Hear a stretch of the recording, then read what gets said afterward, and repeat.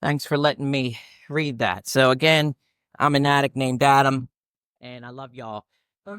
Before I introduce our speaker, are y'all praying twice a day on your knees? No, not on my knees, but I pray on his prayer under the. I'm not praying twice a day on my knees, but I have started praying once a day every morning, starting 2 days ago. And then, Who was here 2 weeks ago? we all. When old homie the clown Whitey shared. Yeah. Do you remember what I shared about? Yeah. What did I share about? Knees. Yeah. It's a day. Twice a day. Has anybody in here smoked crack? Has anybody in here crawled on their knees looking for crack on the floor? All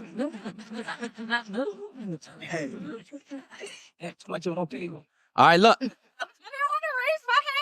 I'm just throwing it out there. I promise you, 2 simple things. Wake up in the morning, get on your knees, and just say, thank you, whatever it is you believe in. And at the end of the night, get on your knees. I promise you, if you bring your body, the mind will follow. I swear. I'm just saying, I'm just glad I'm not y'all sponsor. But it's those simple suggestions, right? It's like taking that. It's like if somebody that has more clean time tells you to do it. If my drug dealer told me to get on my knees twice a day and pray, I would do it. And it's crazy because I'm telling you, it's the hardest thing to do coming from someone like me. Because for 10 years, I came in and out of the program and I always heard that. Get on your knees in the morning and at night and pray. I couldn't do it. I'm like 3 weeks into it, I'd be like, I'd get ready to go to bed. I'd be in bed. I'd be like, shit, I forgot to get on my knees and pray. But I just could not do it. Right? So it's like, damn, just getting on your knee. Like if I told you all that was the answer, if that was the cure, to just get on your knees in the morning and say thank you and get on your knees at the end of the night and say thank you. Crazy disease that we have. All right. Kenny is about to share. I've known Kenny for 5 years, right? I love Kenny. He's in my sponsee line. He's nervous. He is nervous. Do you know what's for me? He's nervous. Probably. I love Kenny, right? Like he's a friend. His mom, knitted blankets for both of my boys. Like it's a family, right? I've broken bread with Kenny. In fact, he came over last month with all this fish, right? He goes fishing and he fried it up for us. I mean, so like, I love Kenny and he's going to share his experience, strength, and hope. Kenny? All right, addict named Kenny. Thanks to my higher power and the fellowship of Narcotics Anonymous, today I have 1,889 days clean.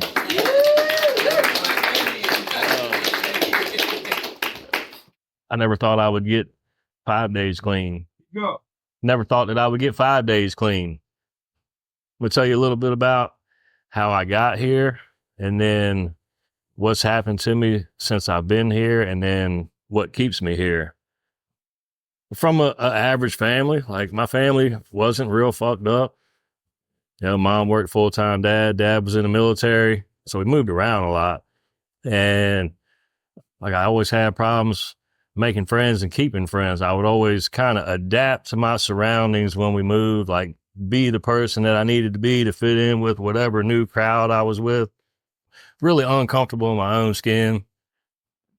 Probably around age 13, wanting to hang out with the people that I thought were cool. Like all the cool people were smoking and drinking. So I thought that if I did those things that I would fit in. So I did those things and it progressed over the years. Like a lot of us, our story, it was fun at first until it wasn't fun anymore. Was stuck in active addiction for 27 years. I didn't know how to do anything without getting high.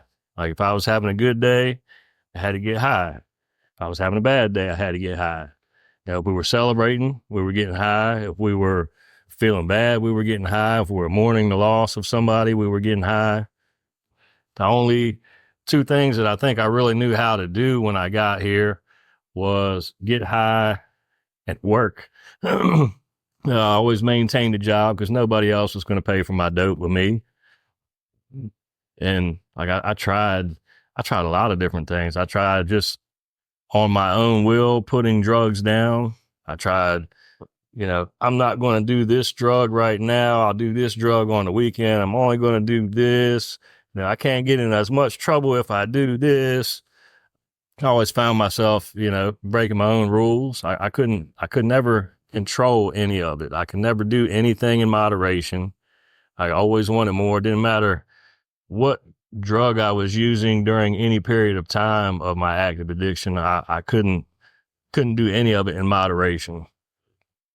And it got to a point where I didn't know what to do. Like I would stop using for 2 or 3 days and then tell myself, see, I can stop whenever I want. So, I stopped for 3 days. I'm good. Like, let me go ahead and keep doing what I was doing because I proved to myself that I can stop whenever I want.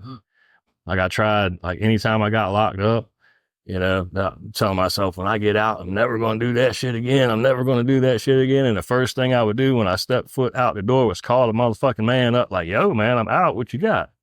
So I used against my will. I didn't know how not to use. Like everything in my body, in my mind, in my heart was telling me, don't do it, don't do it, don't do it.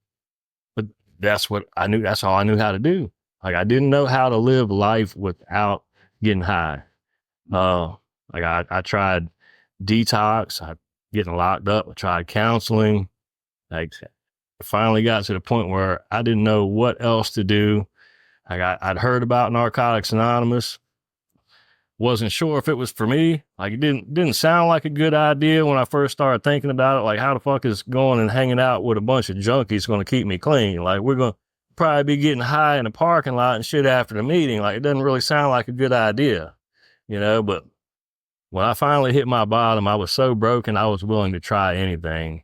And I came to my first Narcotics Anonymous meeting and I was broken. Like I was broken spiritually. I didn't know how to feel anything. I had been numb for so long that there was no feelings. Holding a baby and smiling while a baby's laughing, like there was none of that. None of that. It's just numb all the time, being happy, being sad. I think there was only probably 3 or 4 feelings that I could feel, and that was hungry, horny, high, maybe happy sometimes, if I had a pocket full of dope. But like, all the whole other range of emotions, I lost that ability to feel those. I was numb for so long. Came to my first meeting and I walked in the door and people greeted me with a hug and I see people smiling and I see people laughing. And I'm thinking to myself, there ain't no fucking way these people are not getting high. Like they're smiling and laughing. They're hiding the dope in the bathroom or something. Like how the fuck are these people not getting high and they're smiling and laughing? Like that just didn't make any sense to me because for so long, anytime I was smiling and laughing, it's because I had a pocket full, and like to see these people and some of these people had years or even decades clean and had figured out how to live life without getting high. And that was just mind blowing to me. Like how the fuck can you put the drugs down and live life and go through the shit that you got to go through every day without getting high? Like how you deal with the stress of work, the relationship drama, the, kids fucking up in school or, your dog shit on the carpet, like all just the everyday stuff. How do you go through that without getting high? I didn't know. I didn't have a clue how to do it. But seeing other people in recovery with substantial clean time who are doing it and who have been doing it kind of gave me some hope. Like, damn, if these people can do it, maybe, just maybe, maybe a fucked up addict like me can put the drugs down and figure out how to live without having to put something on top of me every day. So I continued going to meetings as often as I could. I'm grateful that I'm still clean. When I first got clean, COVID hit and all the fucking meetings shut down. And I think I had 90 days clean and I was scared to fucking death. Like I went to, I had the list of meetings that I would go to, after work. That was the highlight of my day, was getting to a meeting, because I knew at least for that 1 hour a day, I was guaranteed not to get high during that 1 hour, and while I'm sitting there, I can absorb some information. I went to meetings like a sponge, just trying to absorb as much information as I could because people were talking about recovery. I didn't know anything about recovery. I knew a lot about getting high. I knew a lot about getting locked up, fucking up. Like I knew a lot about a lot of other shit, but I didn't know anything about recovery. So I would sit there like a sponge in meetings, and remember going to a Tuesday night meeting, and I walked up to the door and the door was locked. And I was like, what the fuck? Like, what's going on? And this lady was like, yeah, COVID, the church shut the meetings down. We can't meet in the church anymore. And I'm about to have a fucking panic attack because I'm like, I need some recovery. I don't know. I can't do this by myself. Like I tried doing it by myself for a long time and it didn't work. I don't want to get high. Please help me. And she turned me on to some Zoom meetings. And then, I'm an addict. So I needed more. So I would start calling other people that I had met in my 90 days. Like, hey, I know there's some fucking meetings somewhere. Like, hook me up. Like, I'm a junkie. Like, if I could chase the good fucking dope, I could chase my recovery too. Right. So like I'm finding the rogue meetings that are meeting outside in parking lots because I'm that desperate to stay clean. I still, at that point in my recovery, I still was unsure of what to do on a daily basis to feel secure enough that I wasn't going to put drugs in my body. So I chased recovery like I chased my drugs. I'm meeting people in a side parking lot at a church, sitting in folding chairs having a meeting because like I need recovery in my life. I didn't have anything good going for me in my life at the time, and recovery is what I needed. So I chased it. I got a sponsor. I got the best sponsor in the world. I started working steps almost immediately because I kept hearing in meetings how step work is what's going to bring the change about in your life. It's where the miracle happens is in step work. So I was in bad shape when I got here. I wanted to get as far away from my last time using as fast as I could. So I dove head first into step work. And I learned a lot about myself. I learned the reasons why I used. I learned that I was an addict long before the first time I ever picked up a drug.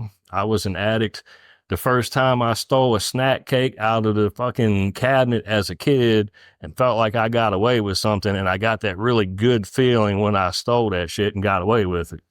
Like that's where my addiction started is that good feeling, that feeling of getting outside of whatever it is that I'm feeling, that instant gratification that I was chasing all those years. I've worked one complete round of steps. I'm working on my second round of steps. I learned that I don't have to put drugs on top of whatever it is that I'm dealing with, that I can go through whatever the day brings me, that I found a higher power. Like I found a strong belief in something greater than me. When I was using, there was nothing greater than me. I was fucking God, like I do what I want when I want. I'm grown. You can't tell me nothing. Fuck what the law says. Fuck what you say. Fuck what you say. Y'all can't tell me shit, and I'm sure a lot of people can relate to that. Like, like you can't tell me what to do. I'm grown, but, like having faith in something that's greater than me, I couldn't have got clean on my own. Something kept me alive all those years when I was out there using. I didn't know what it was. I know what it was. I know what it is now. I didn't know what it was then. As much dope as I put in my fucking body, I should have been dead a long time ago. So finding a higher power and having faith that no matter what I'm going through, it's going to be okay. If I'm going through a rough patch, it's going to be all right. It's temporary. Rough patches come and go. I'm having a great day. That's all right too. I'm going to appreciate that while it's here. Cause just like the bad times, that shit's going to come and go. Nothing is permanent. Feelings are temporary. I don't have to use because I feel some kind of way. I used to think that just because I felt this feeling that I have to take this drug because it's going to make me feel this way instead of feeling what I'm feeling. Now I can just sit and marinate with my feelings and actually feel what I'm feeling and process it and not have to do anything. I can just be. I can just exist. I never used to be able to just exist. really like, love you, Adam. I love you. Dang, you got me. You got me. Why I keep coming back. Like the life that I have today, like if somebody would have told me that I would be where I'm at now when I first got clean, I said there's no way. Like, no way. Like the person that I was when I got here, like I didn't give a fuck about nobody but me, you know? And if I did pretend like I was giving a fuck about you, it's because you had something I wanted, you know? What can you do for me? What's in it for me? You know, today I can do things for people just because without expecting anything in return, you know, just because it makes me feel good. I didn't used to be able to do that. You know, I can be present today. I can be present and involved with my family. I can be present and involved with my friends. You know, I've got friends today that genuinely care about me. They're not just concerned about what's in my pocket or what can I do for them or what can I get them. You know, they call me sometimes just to say, hey man, how you doing? Now, how many times do you get that out on the street when you're getting high? Like nobody calls you to see how the fuck you're doing. They're like, hey, where's it at? What you got? Hey, can I come over? Like I got people in my life that care about me, that want to see me succeed, you know, that genuinely love me. You know, I got a higher power that loves me even more than those people do, you know? And what this gentleman was saying about praying every day, morning and night, I do every day, even if it's something just as simple as waking up in the morning and saying, thank you for allowing me to wake up without being dope sick this morning, you know? Get ready to lay down and go to sleep at night. Thank you for letting me make it through this day clean, you know?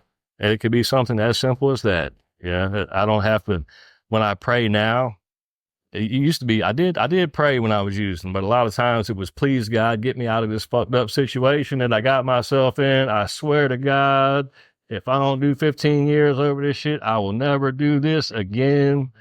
You know, I don't pray for shit like that anymore. I pray for understanding, you know, like if I have a problem with somebody, I try to put myself in their shoes, and then I pray for understanding of their side of how they're viewing things, you know. I don't pray that this motherfucker gets hit by a car anymore. You know, like my attitude, like the change in my attitude, my outlook on life, my perspective of the things around me, you know, has changed. It's done, I won't say a complete 180.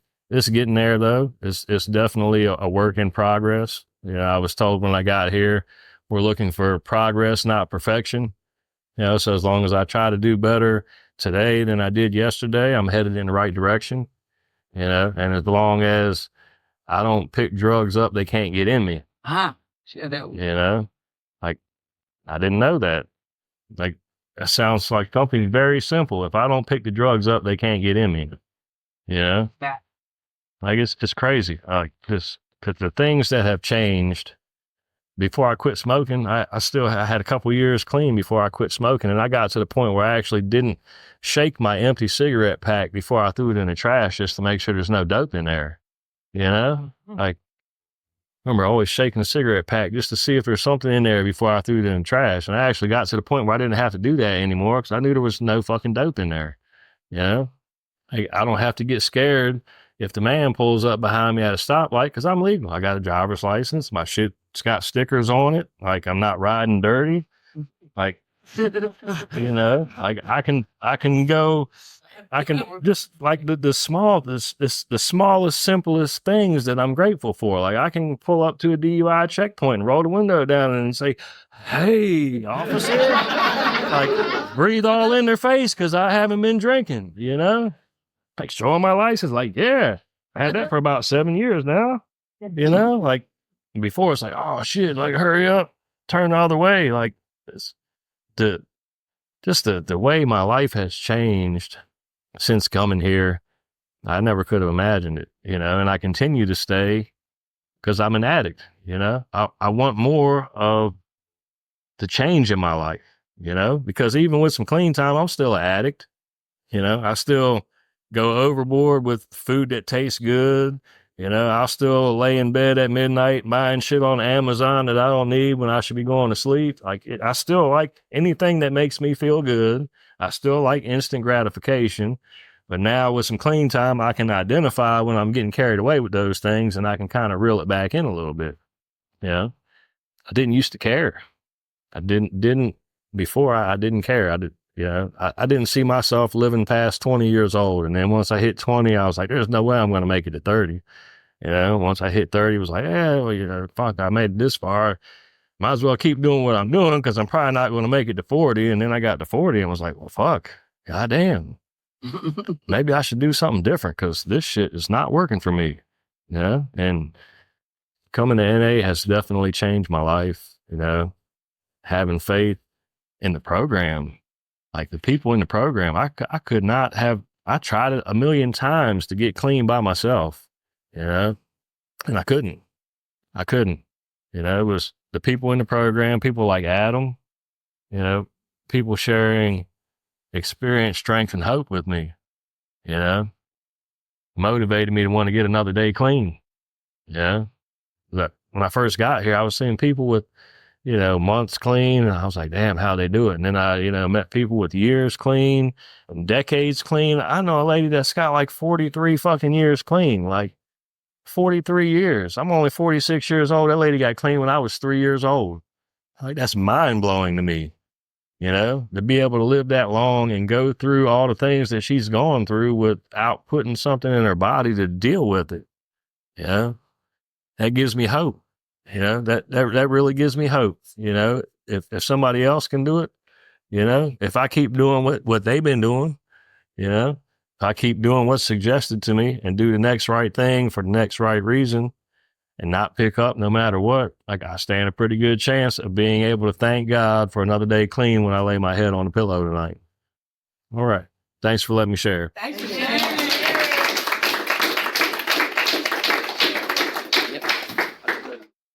Give Kenny another round of applause.